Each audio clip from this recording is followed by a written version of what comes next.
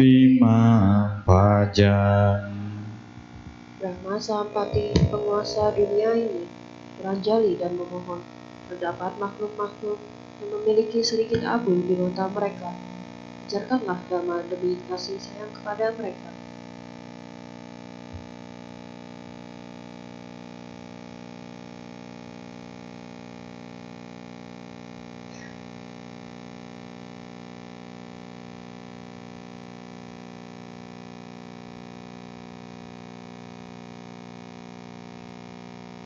Marilah Bapak, Ibu, Saudara-saudari sedaya, kita bersama-sama merangkapkan kedua tangan di depan dada, beranjali.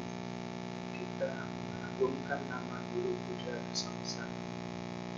Namo tassa bhagavato arahato sama sambuddhassa. Namo tassa bhagavato arahato sama sambuddhassa. Namo tassa bhagavato arahato sama sambuddhassa. Terpujilah Sang Bhagawa yang Maha Suci, yang telah mencapai kebenaran sempurna. Terpujilah Sang Bhagawa yang Maha Suci, yang telah mencapai kebenaran sempurna. Terpujilah Sang Bhagawa yang Maha Suci, yang telah mencapai kebenaran sempurna. Selamat pagi, Namo Buddhaya. Pada pagi ini kita semua berkumpul di sini. Kita melakukan kebaikan dan kebajikan. Kebaikan-kebaikan yang kita lakukan akan mendatangkan keberkahan dan keberuntungan. Dan kebajikan-kebajikan yang kita lakukan, mulai dari menjaga sila, berlatih meditasi, akan mendatangkan untuk kita jalan dan buah, sehingga kita akan mendapatkan kebijaksanaan yang dapat mengantarkan kita kepada kebahagiaan yang tertinggi. Bapak, Ibu, Saudara-saudari sedama, pada pagi ini tema yang kita jadikan pembahasan dan perenungan untuk kita pagi ini adalah seputar manfaat memperhatikan napas masuk dan napas keluar di dalam kehidupan sehari-hari. Sebagaimana Bapak, Ibu, dan Saudara sedama mengetahui bahwa di dalam kehidupan kita sehari-hari banyak sekali masalah-masalah yang muncul, atau masalah-masalah yang sudah muncul tetapi belum atau dalam proses penyelesaian. Seringkali belum selesai sebuah masalah diselesaikan, telah muncul lagi masalah yang baru. Sehingga kondisi yang demikian membuat kita merasa terdesak dan tertekan. Di saat-saat yang demikian itu, sebetulnya ada suatu ajaran dari Sang Buddha yang dapat menjadi suatu pintu keluar, pintu untuk melepaskan tekanan di dalam kehidupan kita sehari-hari, yaitu yang disebut dengan meditasi memperhatikan napas masuk dan keluar. Hal ini dapat dilakukan oleh semua orang. Nah, baiklah, untuk menuju ke pembahasan tentang manfaat memperhatikan napas masuk dan napas keluar di dalam kehidupan kita sehari-hari. Mungkin akan diawali di sini Bante akan bercerita. Jadi ceritanya di zaman Sang Buddha, kira-kira 2600 tahun yang lalu. Jadi Sang Buddha mempunyai seorang putra namanya Rahula. Rahula pada umur 7 tahun itu menjadi samanera, menjadi murid dari Bante Sariputta, menjadi samanera. Dan rencananya pada umur 20 tahun samanera Rahula, putra Pangeran Siddhartha, itu akan ditahbis menjadi biku nanti waktu umur 20. Tapi sewaktu ditahbis menjadi samanera itu masih 7 tahun. Berlatih di bawah bimbingan Bante Sariputta, tinggal bersama-sama Sang Buddha. Nah, suatu hari pada waktu Rahula sedang berumur 18 tahun. 18 tahun itu kira-kira tamat SMA. Tamat SMA sekitar umur-umur segitu.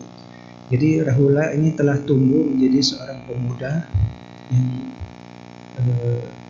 badannya cukup tinggi, badannya cukup kekar, ya, karena sewaktu di wihara banyak melakukan kegiatan-kegiatan sebagaimana di wihara. Wihara itu kan artinya tempat tinggal, maksudnya tempat tinggal para biku. Tentu saja di sana itu, kalau zaman dulu kan belum ada pompa air, jadi kalau ada perlu air itu pasti ngambil, menimba dengan ember dan sebagainya. Juga kadang-kadang kalau ada putih-putih yang rusak, itu bergotong royong membuat putih-putih dari kayu, dari bambu dan sebagainya. Jadi tentu di sana Rahula juga ikut serta di dalam kegiatan pembangunan dan juga bersih-bersih dan sebagainya. Hidup bersama-sama dengan kepemilikan bersama di dalam wihara. Nah, suatu hari Rahula yang dengan catatan Rahula ini adalah putra dari sang pangeran Bodhi, sang pangeran Siddhartha. Suatu hari mengikuti Sang Buddha pergi berpindah patah.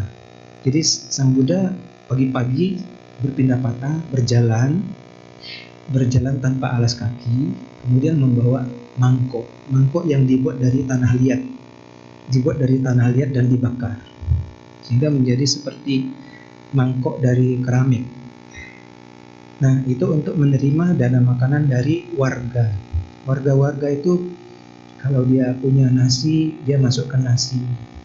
Karena di zaman dulu itu belum semakmur sekarang. Jadi orang tuh misalnya kalau dia di rumah dia punya semangkok nasi, dia menadakan untuk biku itu sekepal nasi. Dan pada umumnya nasinya itu pas dimasak itu bersama dengan sedikit ketan, sehingga dia bisa dibentuk menjadi seperti bola-bola. Jadi dimasukkan seperti itu.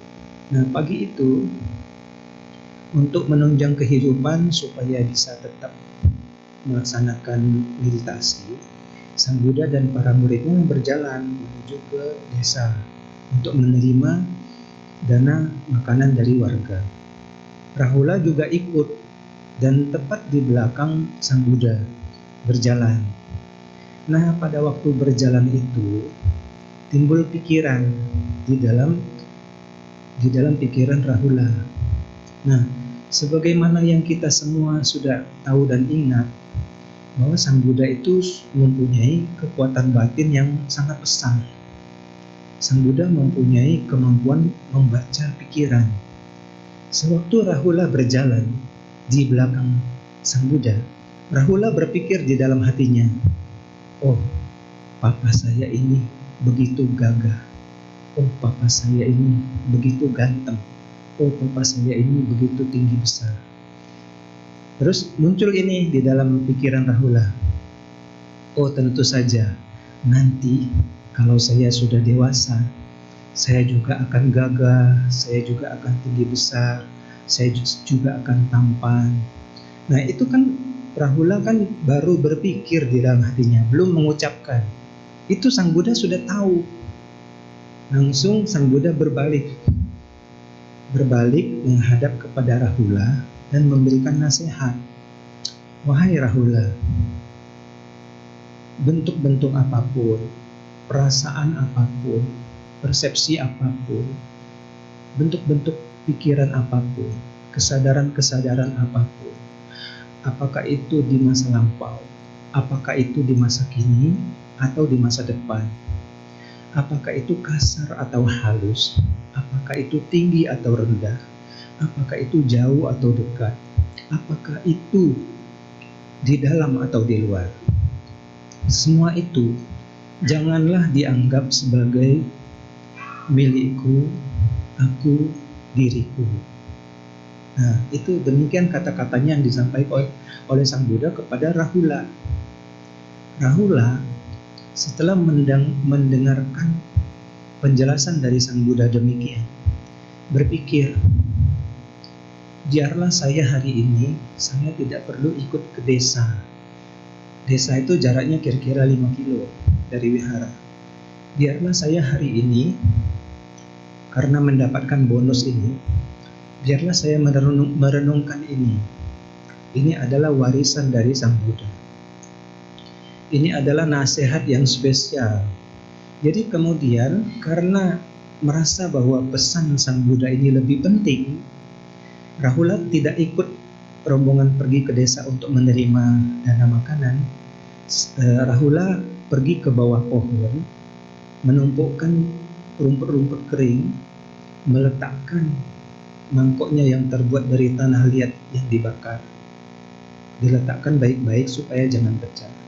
Kemudian meletakkan rumput-rumput kering di bawah pohon untuk dia jubahnya itu dia lipat jadi 4, terus diletakkan begitu untuk jadi alas duduk. Kemudian Rahula duduk di sana, duduk bersila, kemudian dengan santai dia menegakkan punggung, kemudian memejamkan mata, dan dia meletakkan tangannya di pangkuan. Kemudian dia mulai merenungkan kata-kata Sang Buddha tadi. Kata-kata Sang Buddha tadi adalah bentuk-bentuk apapun, perasaan-perasaan apapun, persepsi-persepsi apapun, buah pikiran apapun, kesadaran-kesadaran apapun, apakah itu di masa lampau, di masa kini, atau di masa depan, apakah itu kasar atau halus, apakah itu tinggi atau rendah, apakah itu jauh atau dekat, apakah itu di dalam atau di luar, bahwa itu jangan dianggap sebagai ini milikku, ini aku, ini diriku. Nah, itu direnungkan oleh Rahula di bawah pohon. Memilih duduk di bawah pohon supaya tidak kepanasan, karena kalau kepanasan kena sinar matahari sangat menderita. Jadi supaya jangan terlalu menderita, pilih di bawah pohon. Kemudian lewatlah guru beliau, yaitu Bante Sariputta. Bante Sariputta melihat Rahula duduk bersila bermeditasi, kemudian berkata, "Wahai Rahula, latihlah dan kembangkanlah perhatian pada napas masuk dan napas keluar. Karena latihan memperhatikan napas masuk dan napas keluar itu dapat memberikan buah yang besar dan manfaat yang besar." Nah, kemudian Bante Sariputta melanjutkan perjalanan untuk berpindah patah.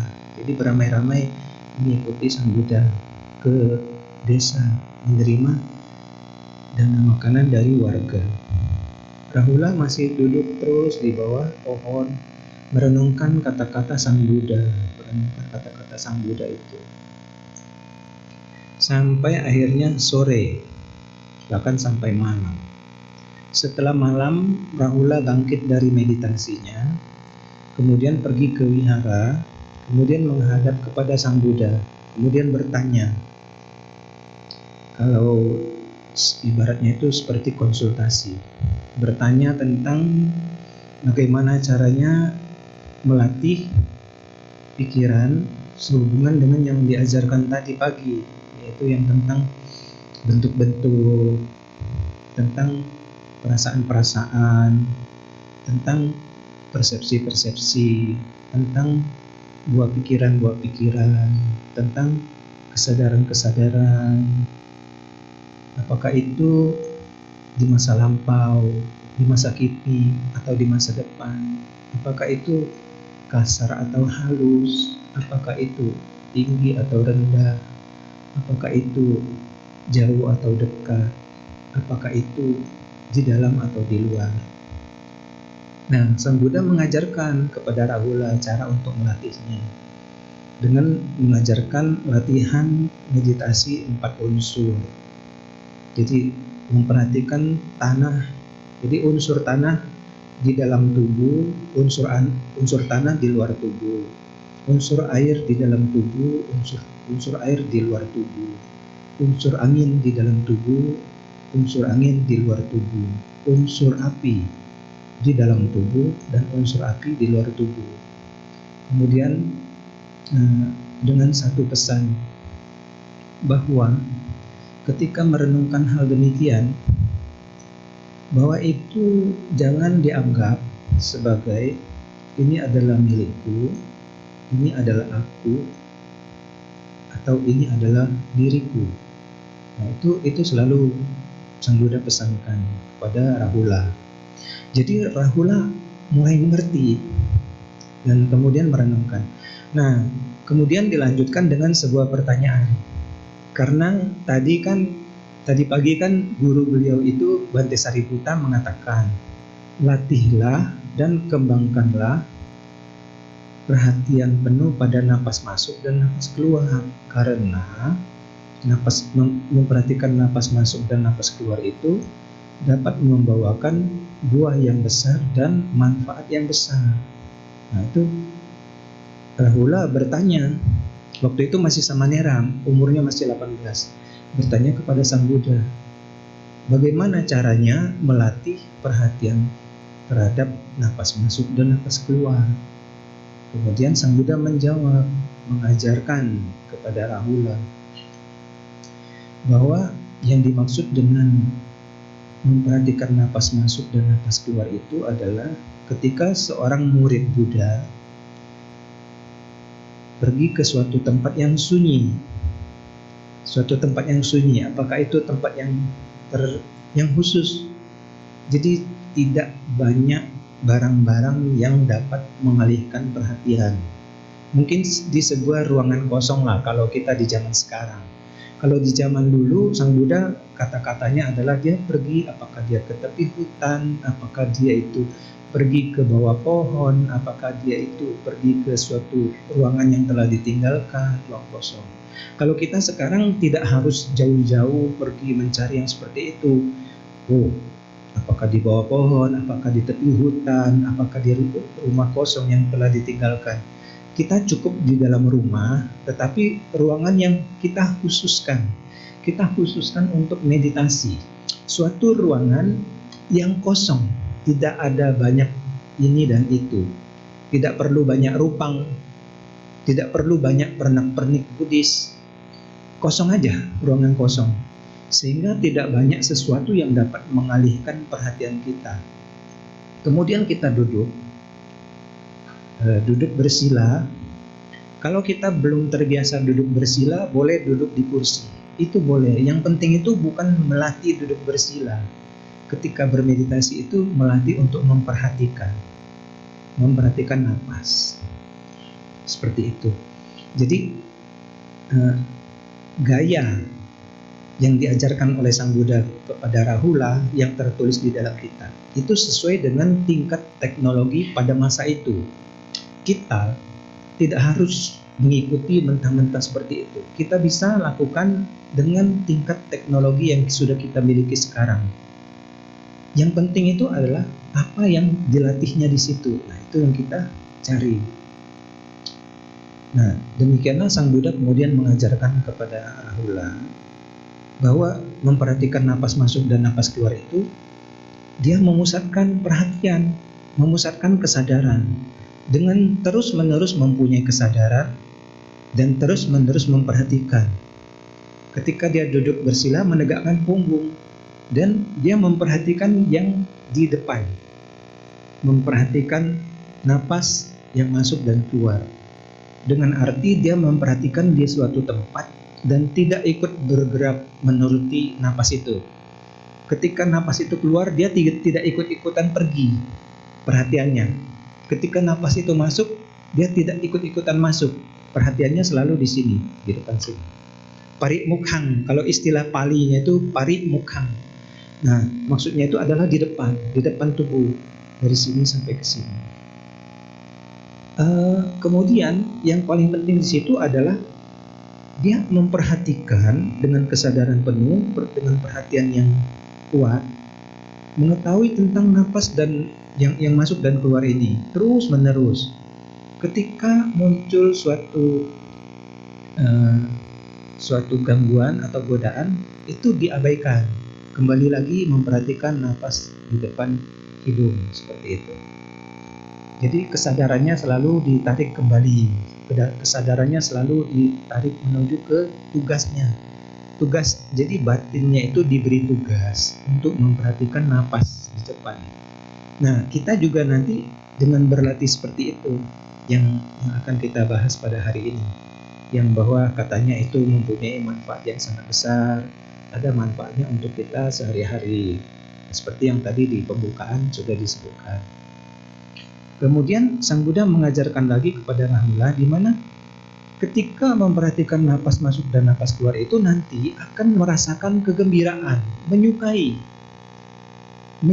napas yang masuk dan keluar ini. Karena pikirannya itu sudah mulai berpisah dari pengejaran terhadap benda-benda di sekitarnya. Jadi nanti bapak-bapak, ibu-ibu, saudara-saudara sedama di rumah, ketika berlatih meditasi, jangan ada apa-apa di depan. Juga dindingnya kalau bisa seperti itu, jangan ada gambar-gambar. Jadi pikiran tidak teralihkan, terpusat memperhatikan napas masuk dan keluar.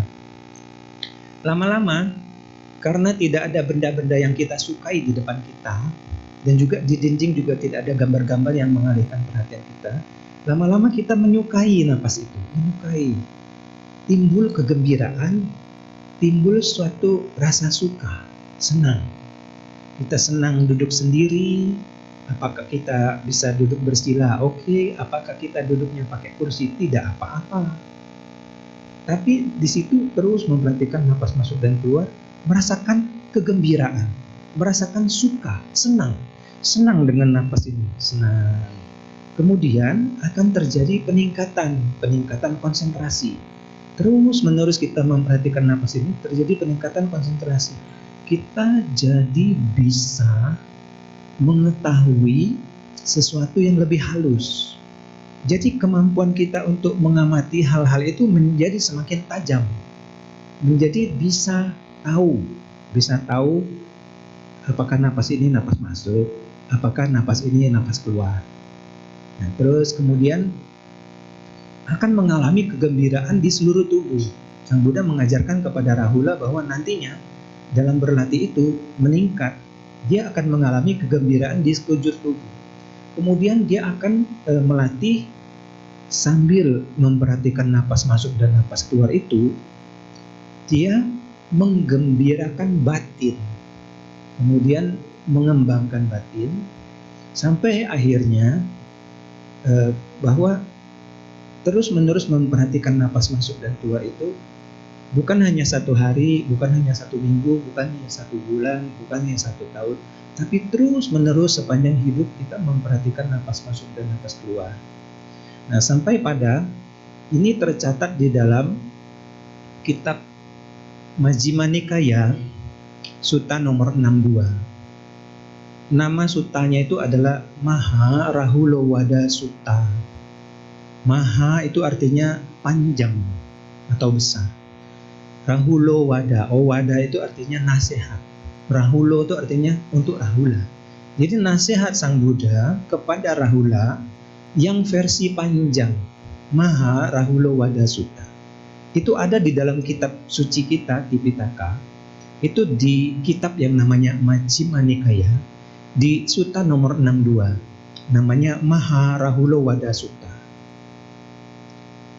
Ayat yang membahas tentang pernapasan itu, memperhatikan napas masuk dan napas keluar itu adalah ayat 24 sampai 30. 24 sampai 30. Nah, sampai kepada di ayat 29-nya itu bahwa memperhatikan napas masuk dan napas keluar itu sampai tercapai lepasnya batin dari kesusahan, lepasnya batin dari penderitaan, lepasnya batin dari noda-noda batin, lepasnya batin dari kilesa-kilesa. Jadi sampai pada pembebasan batin. Kemudian di ayat 30 disebutkan bahwa demikianlah Rahula memperhatikan napas masuk dan napas keluar ini perlu dilatih dan dikembangkan sampai pada napas yang terakhir. Dan ketika tidak muncul lagi napas yang baru, itu diketahui dan bukan tidak diketahui. Itu tertulis di dalam Majjhima Nikaya 62 ayat 30. Maharahula Wada Sutta. Itu Majjhima Nikaya nomor 62. Sutanya suta nomor 62 kalau diurutan di buku. Ya.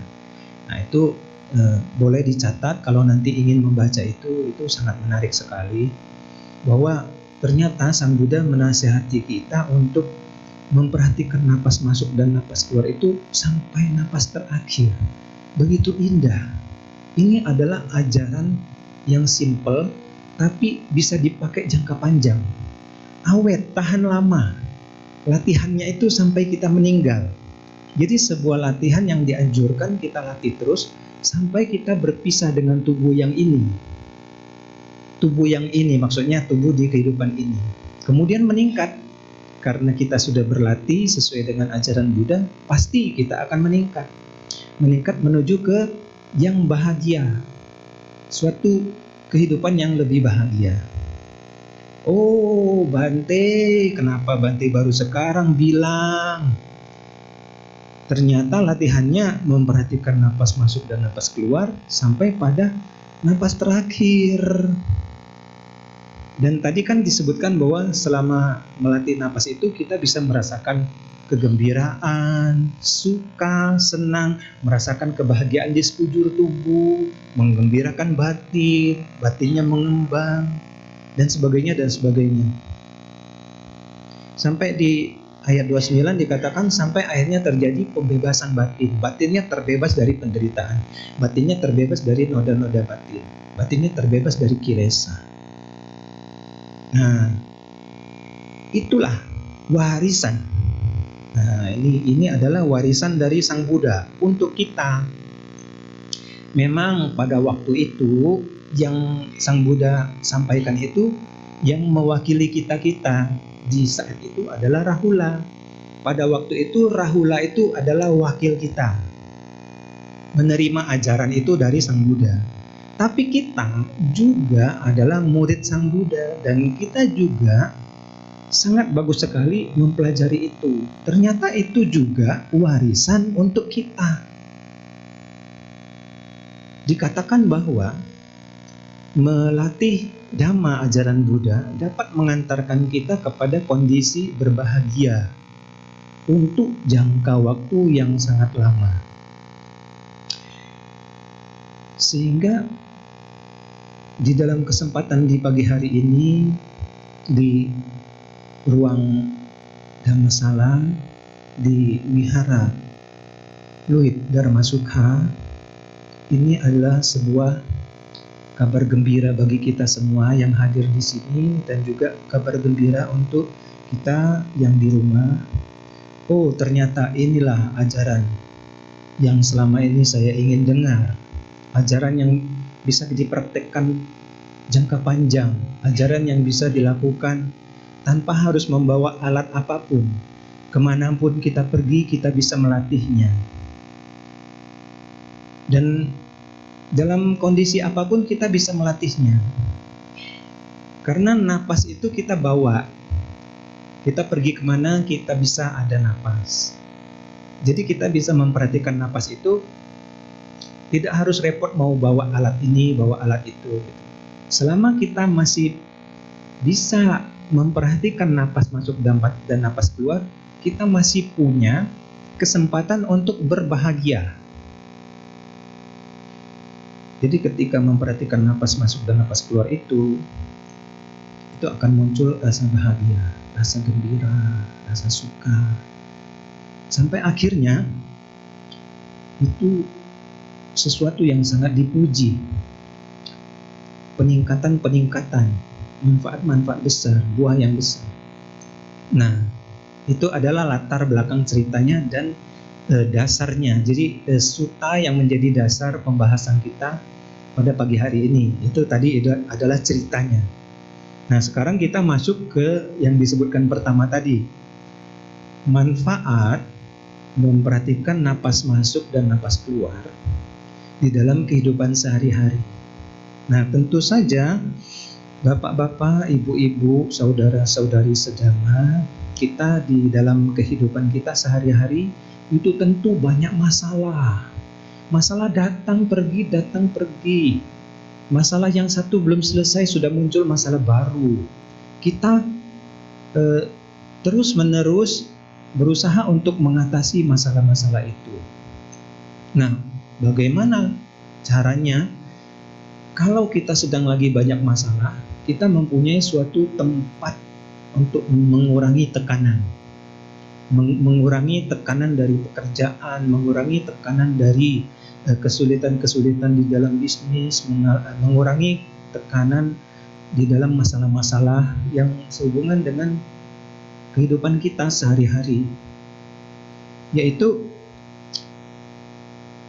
berlatih memperhatikan napas masuk dan keluar ini di waktu kita sempat. Kalau kita sempatnya di hari Minggu, kita latihan di hari Minggu. Kalau kita sempatnya di hari Sabtu, kita latihannya di hari Sabtu. Kalau kita dari Senin sampai Minggu setiap hari kerja, kita cari sempatnya kapan? Oh, sempatnya itu pagi-pagi. Bangun pagi sebelum kerja, latihan dulu memperhatikan napas masuk dan napas keluar. Karena pada waktu pagi-pagi baru bangun, itu adalah masa waktu yang memang sangat bagus sekali, di mana konsentrasi kita itu dalam keadaan lagi seger. Misalnya gini, misalnya kita mau pergi ke tempat kerja itu, taruhlah misalnya jam 6. Nanti jam 5 kita udah mulai sarapan atau apalah persiapan.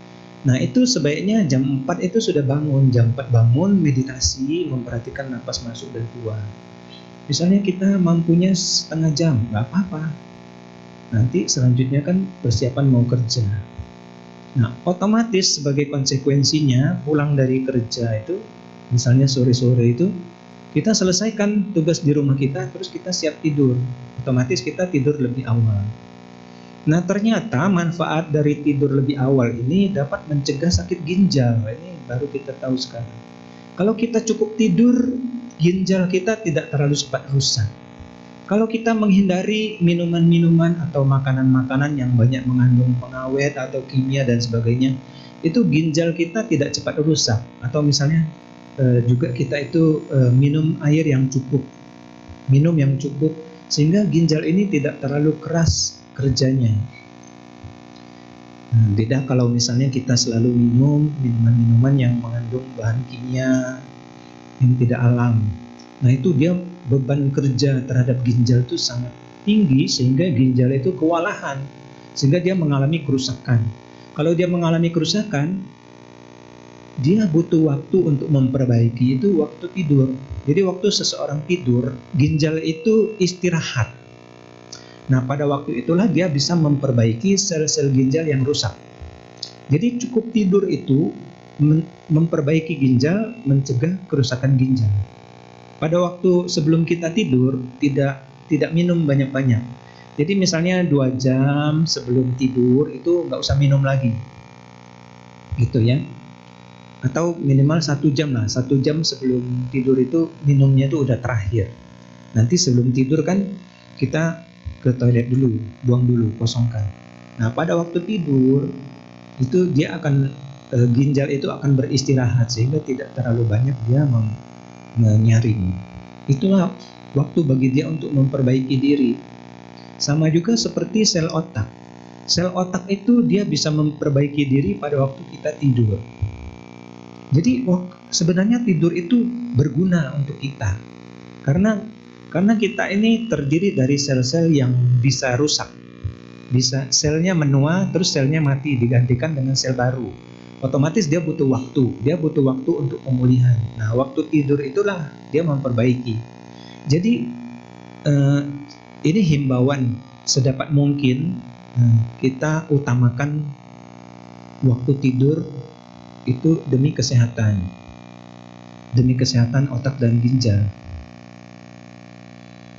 Kadang-kadang kita mengorbankan waktu tidur untuk target bisnis. Misalnya besok pagi harus presentasi, kita belum siap, dikebut malam ini. SKS. SKS itu sistem kebut semalam. Jadi besok pagi harus presentasi, sore ini baru dapat bahannya, terus kita kerja sampai malam. Terus kita juga mempunyai sifat perfeksionis. Kita ingin tampil sebaik-baiknya. Jadi kita periksa ulang. Sehingga semakin mengurangi jam tidur. Nah, itu tidak baik untuk otak dan tidak baik untuk ginjal. Sebaiknya kita tidur yang cukup. Ini himbauan. Karena yang namanya bisnis itu sangat menarik karena kita ingin keuntungan di baliknya, ada keuntungan. Kalau kita pikir-pikir, kebutuhan kita itu sebenarnya sudah tercukupi. Sebenarnya, cuman kita itu ada rasa takut. Bagi yang punya anak yang sekolah, dia takut anaknya untuk keperluan sekolahnya takut kurang. Karena semakin sekarang bayaran anak sekolah, kebutuhan-kebutuhan itu semakin meningkat. Harganya semakin mahal. Takut tidak cukup. Apalagi dengar-dengar kabar katanya bisnis sekarang lagi menurun lah, inilah efek dari perang di sana sinilah. Sehingga timbul ketakutan dan kecemasan.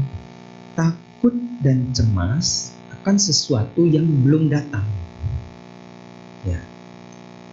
Kecemasan itu bisa parah kalau kita tidak menghentikannya. Kan awalnya itu berasal dari capek. Kita capek, kemudian kita stres. Yang dimaksud dengan stres itu adalah capek badan dan capek pikiran. Suatu masalah belum teratasi, kemudian sudah datang masalah baru. Apalagi kalau kita menyikapinya itu dengan sebuah pikiran ini harus atau ini seharusnya. Nah, pikiran-pikiran harus dan seharusnya semakin jadi beban. Kita berpikir, wah ini tidak bisa begini, ini harus begitu, ini harus begitu. Itu menambah tekanan bagi kita. Sehingga kita itu rasanya sesak sekali. Masalah ini begitu banyak. Kemudian kita lihat misalnya kalau kita punya bawahan kita itu memang datangnya tepat waktu, pulang juga tepat waktu, tapi kerjanya asal-asalan. Kerjanya itu asal masuk absen supaya dapat gaji. Nah, itu juga jadi beban nambah. Jadi karyawan itu bukannya membantu kita mengatasi masalah, malah ikut jadi masalah. Itu ada terjadi gitu, tapi bukan semua, tidak semua. Ada juga karyawan-karyawan yang bagus, yang dia itu mengurangi beban kerja dari pimpinannya, sehingga dia ini adalah orang-orang yang patut dipromosikan. Orang-orang yang meringankan kerja bosnya itu adalah orang-orang yang patut dipromosikan. Tapi kalau orang-orang yang dia itu menjadi beban bagi bosnya, nah dia itu akan menjadi mendapatkan piala karyawan terlama pada posisi yang sama, nggak naik-naik, ya. Jadi kalau misalnya seorang karyawan ingin naik jabatan, Anda ringankanlah beban bos Anda. Nah, yang jadi bos juga harus ingat sama jasa karyawan. Jadi kita itu selalu didatangi oleh masalah. Itu memang di dalam hidup ini tidak lepas dari masalah yang datang. Lalu bagaimana caranya pada waktu kita sedang terhimpit-terhimpitnya oleh masalah? Kita seperti sebuah tabung dari logam untuk memanaskan air. Kalau dia tekanannya sudah terlalu tinggi, dia itu ada namanya valve, katup. Tekanan yang cukup kuat membuat dia tuh membuka dan uap yang ada di dalamnya itu bisa keluar. Katup pengaman, dia mengeluarkan tekanan dari dalam tabung itu. Ya, safety valve. Ya, extra pressure valve. Jadi kalau tekanannya itu sudah terlalu tinggi, dia mengeluarkan seperti itu. Nah, kita juga di dalam kehidupan kita sehari-hari kita butuh yang namanya mekanisme pelepasan tekanan ini. Nah, pasti bapak-bapak, ibu-ibu dan saudara-saudari sedama sudah pernah melakukannya. Misalnya datang ke wihara, baca parita, meditasi, seperti itu. untuk ingin melepaskan tekanan itu. Atau misalnya pergi jalan-jalan, mengajak orang tuanya. Jadi orang tuanya itu perlu diajak untuk pergi jalan-jalan. Menghadapi orang tua itu perlu kesabaran. Yang jadi orang tua juga perlu sabar untuk menghadapi anak-anaknya. Karena kalau satu orang itu tahu pemahamannya itu satu pikiran. Kalau mulai dua orang pikirannya beda, itu mulai terjadi masalah, misalnya ketidaksamaan pikiran. Itu seringkali terjadi perdebatan. Apalagi kalau banyak itu semakin banyak ininya, keinginannya, semakin banyak persepsinya. Jadi meditasi memperhatikan napas masuk dan napas keluar inilah yang disebut dengan katup pengaman, katup untuk melepaskan tekanan. Ya caranya bagaimana? Yaitu tadi, tempat Anda meditasi itu tidak perlu banyak rupang-rupang, kosong aja. Seperti dinding itu, kita lihat dinding itu tidak banyak gambar-gambar. Tempat kita duduk, apakah kita duduk di kursi boleh, atau kita mau duduk di bawah pakai tempat duduk seperti itu juga boleh. Kita sesuaikan dengan yang kita nyaman. Yang paling penting adalah kita di waktu memperhatikan napas masuk dan napas keluar itu adalah yang dilatih itu adalah batinnya. Yang dilatih itu bukan napasnya. Jadi bukan kita menarik napas sepanjang-panjangnya atau mengembuskan napas sepanjang-panjangnya, bukan. Kita itu melatih batinnya. Batinnya disuruh jaga di sini. Nah nanti akan ketahuan sifat batin yang asli. Dia lari-lari, dia lari ke pikiran, dia lari ke ingatan, dia lari ke rencana, dia memikirkan ini, memikirkan itu. Dia menimpali pikiran yang muncul, dia menambahin cerita, dia kasih bumbu terus. Akhirnya kita capek kalau kita tidak kendalikan. Maka meditasi adalah melatih batin, bukan melatih napas. Memang kita memperhatikan napas, tapi bukan napasnya yang mau dilatih, diperkuat, tapi batinnya. Batinnya itu dikasih tugas, terus ketahuan sifatnya. Dia suka lari-lari, si batin ini. Nah, berarti sekarang telah muncul di sini suatu kebijaksanaan. Saya harus mengendalikan batin ini, jangan sampai dia terus-menerus lari ke sana kemari mengikuti pikiran, ingatan, dan rencana. Disuruh memperhatikan di sini, kembali lagi perhatikan. Nanti kalau si batin itu mulai jinak, dia itu bisa disuruh untuk tetap di sini, menjaga di sini. Dia mulai meningkat kemampuannya. Dia bisa melihat hal-hal yang lebih halus. Dia bisa mengetahui, memahami hal-hal yang lebih halus. Nah, pada waktu itulah kita mengambil manfaatnya. Manfaat memperhatikan napas masuk dan napas keluar di dalam kehidupan sehari-hari, yaitu peningkatan kemampuan untuk melihat masalah dalam hidup kita lihat dengan lebih tenang, karena kita berlatih ketenangan waktu kita memperhatikan napas, dan juga kita melihat dengan lebih jelas, lebih akurat, karena kemampuan kita untuk melihat sesuatu meningkat. Dengan cara melatih memperhatikan napas ini, kemampuan kita untuk mengetahui sesuatu itu menjadi lebih akurat, lebih mendetail. Bangun dari meditasi itu, kita melihat masalah kita. Nah ini poinnya. Manfaat dari berlatih memperhatikan napas itu. Bangun dari meditasi itu, kita perhatikan masalah yang sedang kita hadapi. Kita lihat, dia itu terdiri dari masalah-masalah kecil.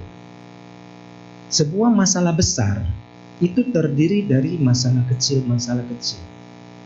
Kalau kita melihatnya dengan jeli, dia itu sebenarnya terpisah. Memang di sana sini ada sedikit hubungan. Nah, di situ atasi masalah itu satu persatu yang kecil-kecilnya, sedikit demi sedikit, terus sampai akhirnya masalah itu nanti semuanya sudah teratasi. Tentunya waktu yang dipakai itu lama, cuman kita sudah jadi lebih tenang, kita tidak panik, kita tidak cemas dan takut, karena kita sudah melihatnya dalam bentuk terpisah-pisah. Masalah itu terdiri dari masalah kecil-kecil, diatasi yang kecil-kecilnya, terus Sabar. Dibandingkan kalau kita melihat masalah kita itu sebagai suatu kesatuan bertumpuk-tumpuk di sana, kita pusing sendiri. Kita nggak tahu mau mulai dari mana mengatasinya. Terus melihat begitu besarnya masalah, kita tuh udah jatuh duluan mentalnya. Jadi itulah manfaat memperhatikan napas masuk dan napas keluar untuk kehidupan kita sehari-hari itu. Kita meningkatkan kemampuan kita untuk melihat masalah itu. Ternyata masalah besar kita itu terdiri dari beberapa masalah kecil yang susun menyusun. Nah, itu kita atasi yang kecilnya itu. Atasi yang kecil. Nanti nggak terasa, ternyata semuanya sudah teratasi. Dengan kita melakukannya itu dengan tenang, karena kita sudah berlatih memperhatikan napas masuk dan keluar, kita jadi lebih tenang. Seperti itulah yang dimaksud dalam tema kita hari ini, manfaat memperhatikan napas masuk dan napas keluar untuk kehidupan kita sehari-hari. Kita jadi bisa melihat masalah kita secara lebih mendetail, kemudian kita tenang dan kita bagi-bagi itu menjadi beberapa masalah kecil. Kita atasi yang kecilnya. Karena kalau kita langsung mau atasi semuanya itu nggak bisa dalam waktu yang sama, tidak bisa dalam waktu yang sama, satu persatu. Nanti kita akan tahu yang mana duluan. Jadi itulah yang Bante sampaikan, di mana pada pagi ini kita bersama-sama sedang belajar ajaran dari Sang Buddha. Kita sangat bersyukur, kita sangat berbahagia bahwa Sang Buddha telah mengajarkan dhammanya yang begitu agung. Oleh sebab itu, marilah Bapak Ibu, saudara-saudari sedhamma, kita bersama-sama merangkapkan tangan, beranjali, dan kita membaca doa. Semoga kita semua semakin maju dalam berlatih dhamma. Semoga kita semua, kebajikan-kebajikan kita mendorong supaya tercapainya kebahagiaan sejati yang tertinggi. Sadu, sadu, sadu. Ya, itu selesai. Demikianlah Dhammadesana dari Bante Cekanyana. Sebentar lagi kita akan memasuki sesi tanya jawab, dan berhubung keterbatasan waktu, kita batasi untuk 3 pertanyaan saja ya. Untuk pertanyaan sendiri bisa ditanyakan melalui 2 metode. Metode pertama adalah pertanyaan tertulis, di mana Bapak Ibu dan teman-teman sedharma dipersilakan untuk angkat tangan dan maju ke depan dan bertanya secara langsung pada Bante. Metode yang kedua adalah pertanyaan secara tertulis, yang mana Bapak Ibu dan teman-teman juga bisa menuliskan pertanyaannya itu di kertas yang telah disediakan dalam kantong kursi Bapak Ibu. Dan kalau misalnya sudah selesai ditulis pertanyaannya, silakan diangkat supaya saya bisa ambil. Dan kalau misalnya nggak ada kertasnya, saya juga menyediakan dan bisa langsung minta ke saya. Sambil menunggu pertanyaan masuk, marilah kita membuka kembali buku tuntunan kebaktian kita untuk menyanyikan 1 buah lagu secara bersama-sama. Kepada petugas dipersilakan.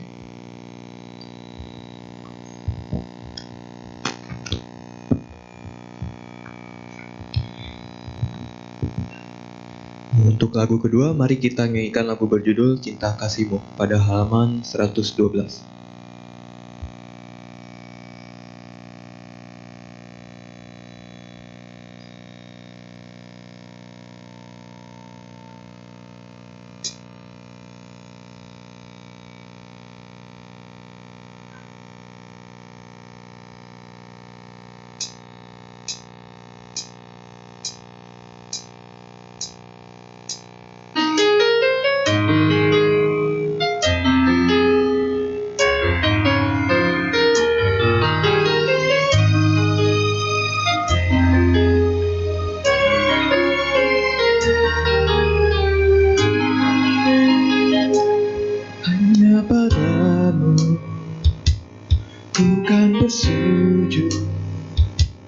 Sepenuh hatiku dan keyakinanku, sinar wajahmu sejukkan hatiku. cinta dan kasih-Mu damaikan jiwaku. Dikala hati menjadi bimbang, tak berpaling dari-Mu, lalui jalan yang penuh liku. Ku genggam nama-Mu,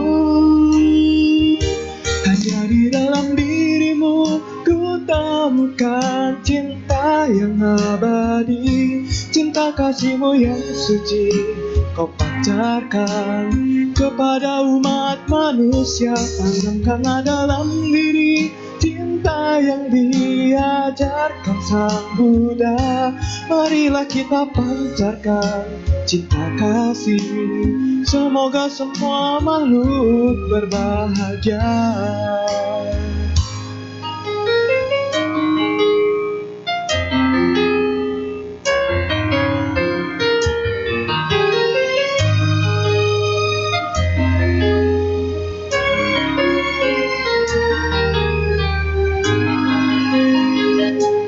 Sinar wajah-Mu sejukkan hatiku, cinta dan kasih-Mu damaikan jiwaku.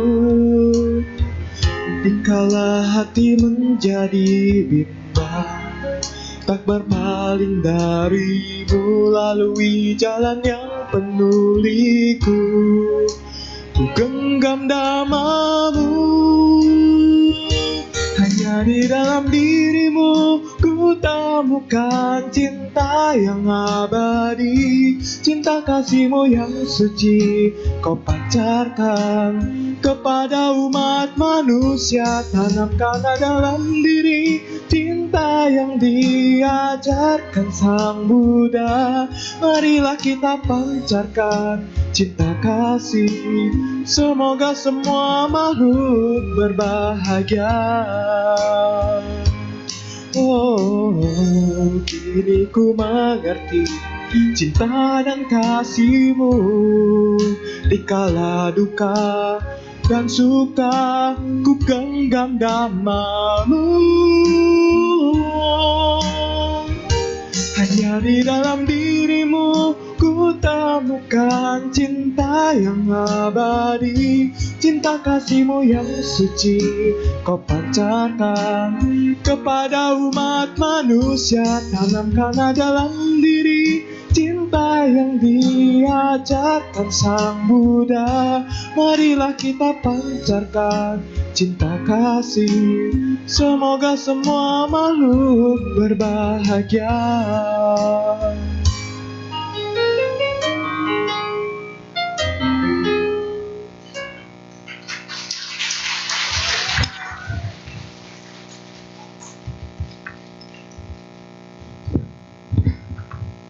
Kini tiba saatnya kita memasuki sesi tanya jawab. Sesi pertama kita akan buka untuk pertanyaan lisan terlebih dahulu. Apakah Bapak Ibu ada yang ingin bertanya secara lisan? Persilakan Pak, maju ke depan.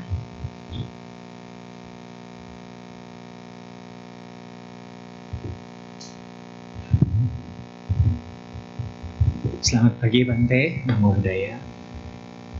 Pertanyaan saya, tadi kan ketika memperhatikan napas masuk dan keluar, akan ada perasaan gembira.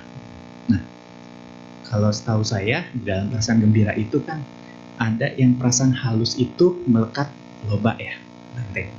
Bagaimana sih cara kita mengetahui bahwa kita ini tuh bergembira udah ada perasaan lobanya gitu? Bagaimana juga cara mengatasinya? Terima kasih.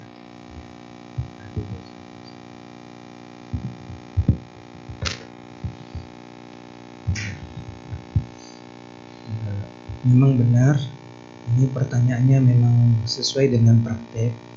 Pada waktu kita berlatih memperhatikan napas masuk dan napas keluar, itu akan sampai ke suatu fase di mana kita itu merasakan kegembiraan, senang dengan napas itu, kita gembira dan kita itu merasa happy dengan napas itu. Kemudian muncul, dia meluas, kegembiraan itu meluas ke seluruh tubuh. Seluruh tubuh merasakan kesenangan, happy. Nah, tadi pertanyaannya, bagaimana caranya kita mengetahui ini sudah memasuki fase loba dan bagaimana cara mengatasinya. Jadi ketika kita bertemu dengan pengalaman-pengalaman yang menyenangkan, itu memang sudah dari sononya kita itu ingin lagi. Kita menyukai, merindukan, mendambakan, mencintai, menginginkan kembali pengalaman-pengalaman yang menyenangkan itu, termasuk waktu meditasi merasakan gembira, senang dengan napas itu. Atau setelah kita berlatih memperhatikan napas masuk dan keluar, kita merasakan senang sekali. Nah, wajar kalau kita muncul misalnya yang disebut dengan loba, kita menyukai, menginginkan, kita ingin lagi. Sewaktu kita berlatih meditasi lagi, kita menginginkan lagi pengalaman yang sama. Kemudian pada waktu meditasi itu, setelah tercapai kegembiraan, kita merasa senang. Terus kita menyukai, menyukai. Memang kita itu begitu. Kita terhadap pengalaman yang menyenangkan, kita menyukai, kita merindukan, mendambakan, dan menginginkan, lalu melekati ke sana. Terus pertanyaannya adalah, bagaimana kita tahu bahwa itu sudah memasuki fase loba itu? Jadi kita tahunya gini, setelah lama kita berlatih meditasi, selalu ujung-ujungnya sampai ke kegembiraan terhadap napas itu. Dia nggak naik menuju misalnya seluruh tubuh merasakan kegembiraan. Dia tidak meningkat ke suatu pengalaman di mana batin itu merasa gembira dan mengembang. Dia tidak naik ke pengalaman misalnya batin itu kemudian melepas. Tapi dia selalu setiap kali meditasi selalu sampai ke pengalaman menyenangkan, gembira, dan itu terus yang terjadi setiap kali kita meditasi. Nah, itu artinya sudah kena lobanya. Kalau bahasa umumnya itu dikatakan itu sudah loba ya, sudah kena lobanya, sudah mentok di sana. Padahal itu masih banyak sekali pengalaman yang lebih gembira dan lebih menyenangkan sebenarnya. Tapi syaratnya itu kita harus menembusi atau melewati fase gembira itu. Jadi kita jangan berhenti. Nah, ini menjawab pertanyaan berikutnya, yaitu bagaimana caranya kita mengatasi hal itu. Jadi caranya adalah kita sadari bahwa ini adalah kegembiraan yang muncul dari berlatih meditasi.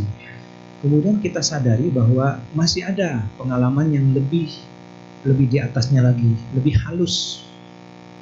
Nah, lalu kita dengan sadar dan penuh kebijaksanaan, kita rela melepas kesenangan, kegembiraan terhadap napas ini dan pengalaman-pengalaman menggembirakan ini.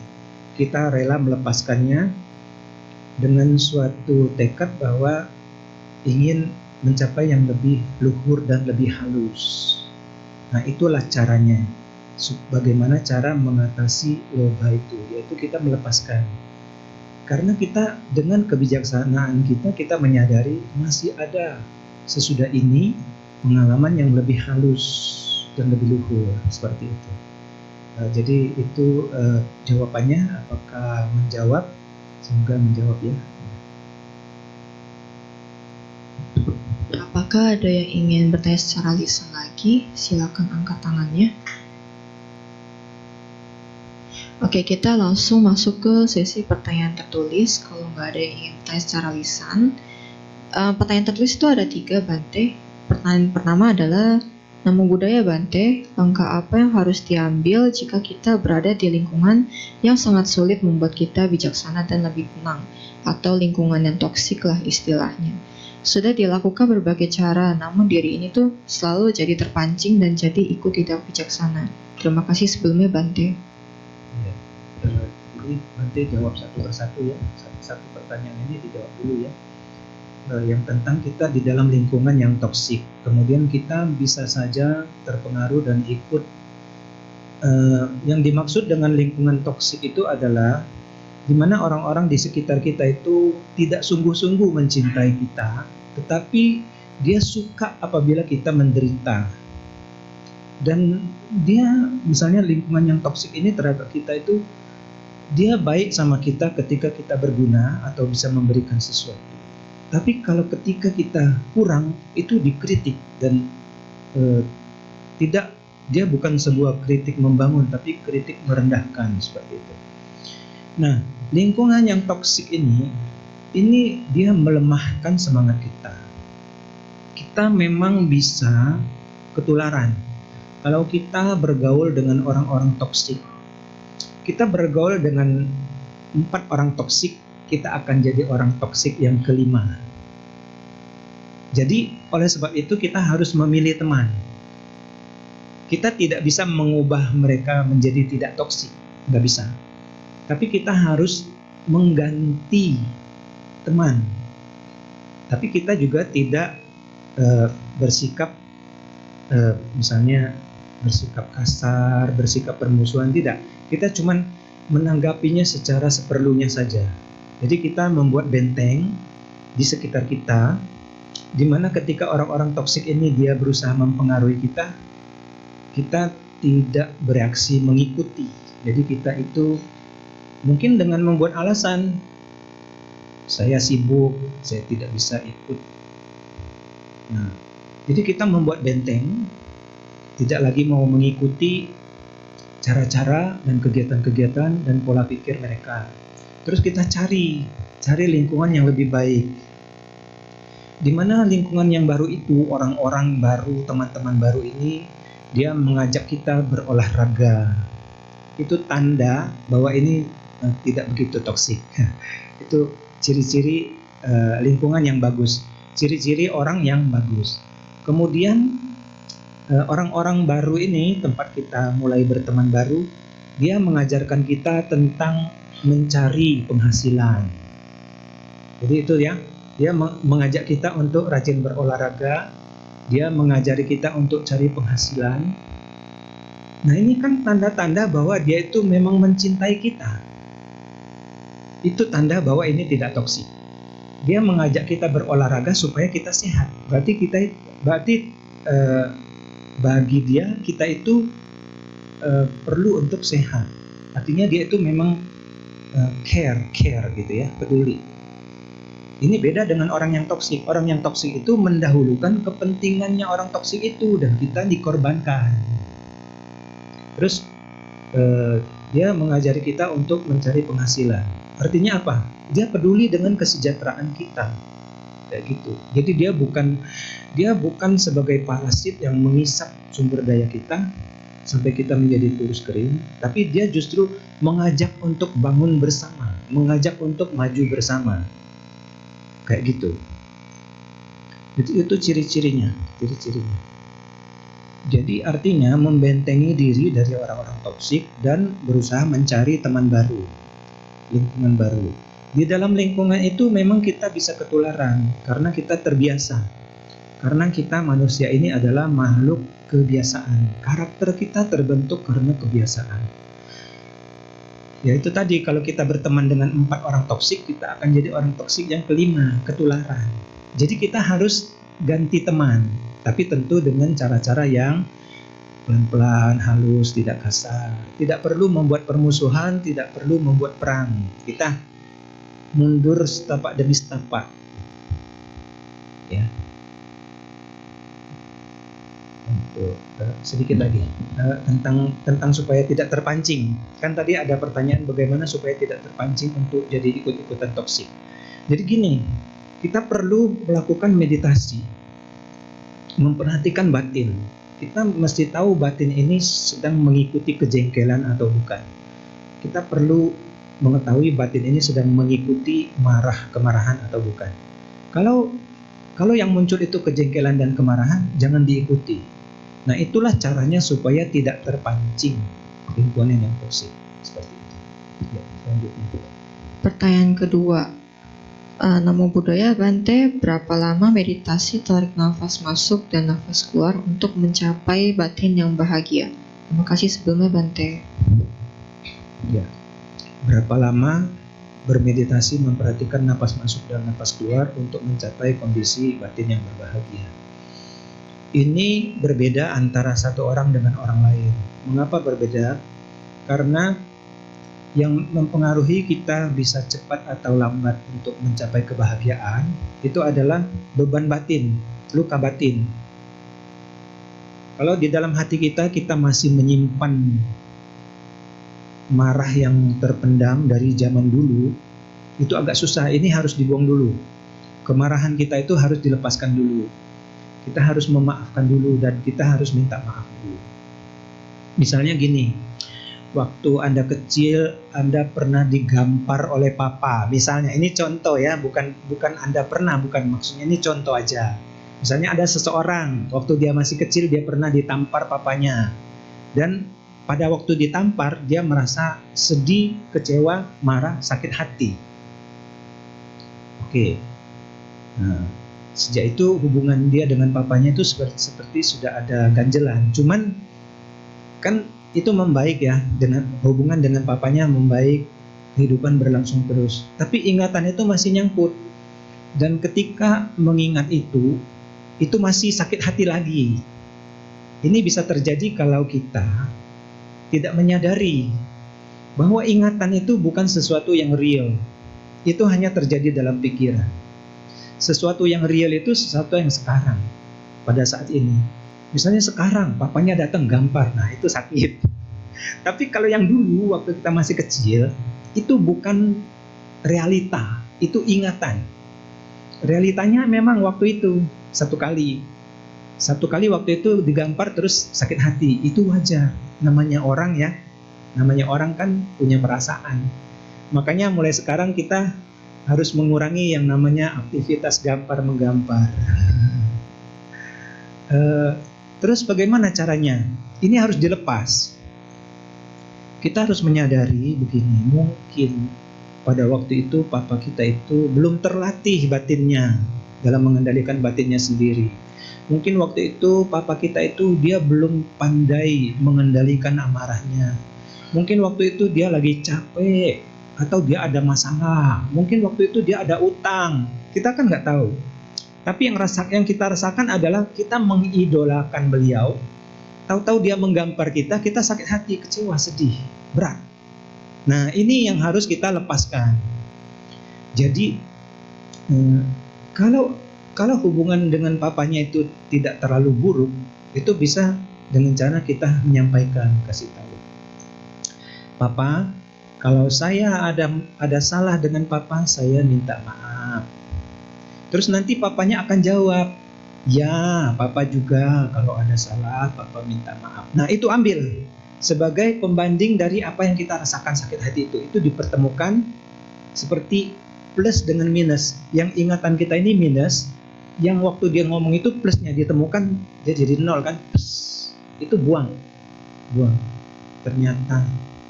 Ternyata papa melakukan itu pada saya bukan karena niatnya. Itu mungkin waktu itu dia lagi kecapean, ada masalah.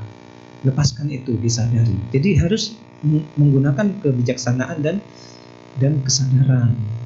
Kita harus rela melepaskan sakit hati itu, ingatan itu. Jangan disimpan-simpan. Itu bisa jadi penyakit. Tahu kan zaman sekarang kalau berobat mahal. Kita simpen-simpenin sakit hati itu nanti berobatnya mahal, rugi. Kita buang aja. Caranya itu tadi, kita datang ke papa, kita minta maaf duluan karena kita sebagai anak ya. Nanti kan dia juga akan bilang yang sama. Bagaimana kalau papanya itu sudah meninggal, datang ke kuburannya, berikan persembahan, kita sembayangin. Ya, sesuai dengan adat tradisi. Terus di situ ngomong, "Papa, saya kalau ada salah-salah saya minta maaf." Nah terus bayangkan bahwa papa itu menjawab, "Ya sama, papa juga kalau ada salah-salah yang papa nggak sadar, papa minta maaf." Nah terus itu lepaskan itu yang rasa sakit hati itu. Karena yang ingatan itu bukan sesuatu yang real. Itu hanya ada dalam pikiran. Yang real itu gini, misalnya di sini ada lilin, dia ada api, terus kita pegang, sakit. Itu real. Itu adalah kenyataan. Jadi beda dengan pikiran, hanya ada dalam pikiran ingatan. Seperti itu. Pertanyaan terakhir, maaf sebelumnya saya ingin bertanya, jika sesekali kita begadang alias tidak tidur, apakah arti kita akan mengurangi umur kita, Bante? Terima kasih sebelumnya, Bante. Iya. Jadi sebentar. Nanti kita akan jawab pertanyaan ini tentang begadang apakah akan mengurangi umur kita. Yang tadi Bante akan tambahin 2 kalimat. Jadi setelah kita memaafkan papa kita atau kita membuang beban batin, luka batin kita itu, maka kita akan lebih lega, dan ketika kita bermeditasi, melatih memperhatikan napas masuk dan napas keluar, itu bisa lebih cepat mencapai kebahagiaan. Dan kita perlu berolahraga dan kita perlu stretching. Kenapa kita perlu stretching sebelum meditasi? Supaya waktu meditasi itu tidak terlalu cepat pegal. Jadi kita perlu melakukan yang seperti senam balet itu, yang merentangkan tubuh, supaya otot-ototnya jangan kaku gitu. Ya. Jadi banyak-banyak berolahraga, misalnya seperti yoga gitu. Jadi waktu duduk walaupun lama itu nggak pegel.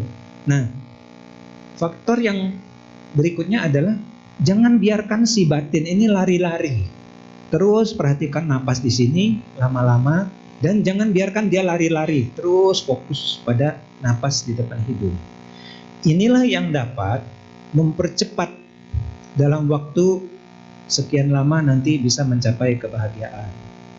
Pada umumnya, kalau kita sudah berhasil melepaskan beban batin, kalau kita sudah sering-sering stretching, pada umumnya itu bisa dicapai dengan waktu. Kita biasakan dulu untuk bermeditasi, nanti akan semakin cepat. Semakin kita terbiasa bermeditasi, semakin cepat tercapai rasa bahagia itu. Nah, itu menjawab pertanyaan yang tadi. Kemudian kita sekarang masuk ke pertanyaan yang barusan. Begadang. Apakah begadang itu bisa mengurangi umur kita? Nah, jadi gini. Di dalam tubuh kita itu ada semacam kemampuan untuk menahan. Jadi dia ada daya tahan. Kalau begadangnya itu 1 kali, itu badan kita itu masih menoleransi. Jadi ibaratnya itu badan kita itu meminjamkan daya tahannya, dipinjamin. Misalnya begadang 1 hari, terus besoknya masih dipaksakan kerja dan sebagainya. Badan kita mempunyai simpanan daya tahan, dipinjemin kepada minusnya yang semalam. Tapi kalau itu dilakukan terus-menerus, badan kita juga terus-menerus mentoleransi dan meminjamkan daya tahannya, kan nanti kan daya tahan tubuh kita kan habis. Nah, pada saat itulah mulai itu kekurangan daya tahan. Jadi kalau misalnya ada yang begadang, maka dia perlu mengatasinya dengan cara tidur cukup. Setidaknya dari begadang 1 hari itu harus tidur cukup 3 hari untuk mengembalikan daya tahan yang sudah terkuras tadi. Nah, bahayanya apa? Kalau kita di dalam usaha kita atau bisnis kita itu membuat kita itu harus kerja ekstra jam terus-menerus, ini bahaya. Karena tubuh kita yang terlalu lelah itu di dalam tubuh kita itu melepaskan yang namanya radikal bebas. Radikal bebas ini menyebabkan kerusakan di dalam pembuluh darah, dan juga menyebabkan kerusakan di dalam pankreas, dan juga menyebabkan kerusakan di dalam otak dan sebagainya. Itu muncul pada waktu kita kelelahan, muncul pada waktu kita mengkonsumsi makanan yang mengandung kimia, muncul pada waktu kita mengkonsumsi obat tertentu yang berbahaya, atau muncul ketika kita terpapar polusi bahan kimia yang berbahaya. Itu radikal bebas itu. Dia merusak. Sehingga yang muncul yang dikatakan penyakit ini, oh resistensi insulin, diabetes, penyakit jantung, stroke, itu adalah ujung. Awalnya adalah radikal bebas berlebihan di dalam tubuh kita. Radikal bebas ini cepat sekali muncul waktu kita kurang tidur. Kita kurang tidur, beban kerja tinggi, kita paksakan. Nah itu ibaratnya kalau kita di bengkel, kita sedang memutar baut, itu terlalu kencang, dia patah bautnya. Seperti itu. Daya tahan kita ada batasnya. Jadi perlu sekali kita itu cukup istirahat. Dan kita butuh mengkonsumsi makanan-makanan alam. Makanan-makanan yang berasal dari alam. Jangan mengganti makanan alam yang diajarkan oleh nenek moyang kita dengan makanan hasil industri yang banyak mengandung kimia dan pengawet. Jangan tukar. Biasanya nenek kita memberi kita makan ubi jalar direbus. Terus kita menganggap itu kuno, lalu kita makan makanan yang kita beli dari supermarket yang banyak mengandung pengawet dan berasal dari tepung yang diproses ultra proses food istilahnya itu. Itu bukan makanan kita. Makanan kita itu dia harus berasal dari alam. Misalnya ikan, telur, sayur, ya. Sayur juga jangan yang banyak pestisida. Jadi kita harus tahu caranya bagaimana mencuci sayur itu supaya pestisidanya itu rontok. Mungkin dengan baking soda. Nanti Anda carilah. Jadi makanan itu berpengaruh. Kalau makanan itu banyak mengandung pestisida, kita makan. Nah ini memicu radikal bebas itu. Menimbulkan ujung-ujungnya penyakit yang kita kenal. Itu ujungnya. Awalnya itu radikal bebas. Dari apa? Dari pola hidup, gaya hidup. Misalnya kurang berolahraga. Dan juga dari makanan. Makanan yang modern. Ini bukan menyalahkan makanannya. Maksudnya adalah itu sangat sulit dicerna. Itu demi supaya makanan itu awet dikasih pengawet. Itu sebenarnya badan kita tuh nggak cocok. Kita lebih cocok dengan makanan alam yang diajarkan nenek kakek kita itu loh. Makan sayur. Nah di sini ada nggak yang suka makan sayur? Tidak mau makan sayur.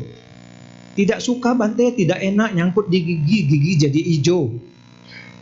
Ya banyak yang tidak suka ya makan sayur ya. Apalagi di sini sayur mahal ya, jauh dari kebun. Jauh dari kebun. Tanam sendiri di rumah di atap. Tanam sendiri, beli bibitnya tanam sendiri. Ya. Jadi apakah kalau kita begadang lalu kita menjadi pendek umur? Iya, kalau terus-terusan. Karena ginjal kita ini kan problem. Kalau kita belum tidur, ginjal kita bekerja keras. Kalau kita tidur, ginjal istirahat. Jadi ginjal ini bisa cepat rusak kalau kita terus-menerus begadang. Juga otak. Otak juga rusak apabila kita terus-menerus begadang. Biasanya ini tuntutan kerja dan bisnis biasanya. Tuntutan kerja dan bisnis dan kebiasaan. Kebiasaan di zaman modern ini. Ada yang orang yang dia bukan bisnis, bukan kerja, tapi dia begadang. Karena dia tidak tahu bahwa itu merusak ginjal dan otak. Ya, seperti itulah jawabannya. Selesai sesi tanya jawab pada kebaktian hari ini. Sebelum menutup kebaktian, apakah Bante memiliki closing statement atau blessing kepada umat yang hadir? Ya, jadi suatu himbauannya. Jadi marilah kita kembali kepada apa yang diajarkan oleh Buddha, yaitu kita berlatih dhamma. Berlatih dhamma itu apa? Berlatih sila, berlatih meditasi. Gitu. Kemudian marilah kita mempunyai pola hidup dan gaya hidup sehat. Kita banyak-banyak jalan kaki. Itu sehat sekali untuk lutut kita. Kalau kita rajin jalan kaki, kita akan mudah untuk misalnya bangkit dari duduk dan sebagainya. Kita olahraga lah. Nah, ini dianjurkan olahraga. Kemudian marilah kita kembali ke makanan alam. Jadi kita mulai mengurangi makanan-makanan yang terlalu diproses, yang banyak menggunakan kimia-kimia itu. Walaupun itu terkenal. Satu lagi, kurangilah konsumsi gula, pemanis tambahan yang ditambahkan oleh industri. Itu tidak baik. Dia bisa merusak. Ya nanti cari sendirilah di pengetahuannya. Pokoknya itu merusak lah. Kalau yang namanya pemanis buatan, kemudian gula asli juga loh. Gula asli itu membebani kerja liver. Seperti itu ya. Di sini ada yang punya pabrik gula. Oke, itu ya. Sekarang kita sama-sama menangkupkan telapak tangan, beranjali. Semoga kita semua maju dalam berlatih dhamma. Semoga semua kebajikan-kebajikan kita mendorong kita untuk mencapai kebahagiaan sejati yang tertinggi. Sadhu, sadhu, sadhu. Kami segenap keluarga Wihara Putra Masuka dan para umat yang telah hadir mengucapkan terima kasih kepada Bante atas waktu dan kesempatan